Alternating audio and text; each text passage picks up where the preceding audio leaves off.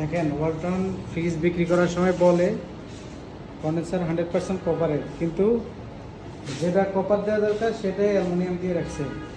এই যে ফ্রিজের বয়স 5-7 বছর হয়েছে, চেম্বার লিক হয়ে গেছে।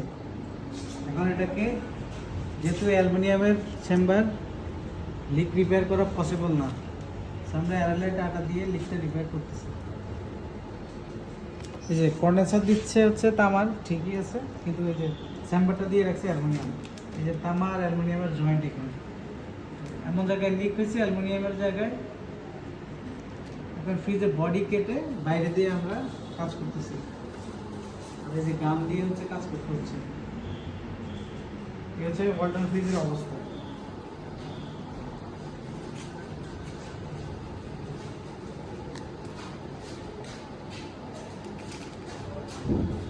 আপনারা চেষ্টা করবেন যে এই ফ্রিজগুলোর কন্ডেন্সার এবং চেম্বার দুইটাই কপার, মানে তামা দিয়ে বানানো, সেই ফ্রিজগুলো কিনবেন, তাহলে 20-30 বছরে কিছু হবে না।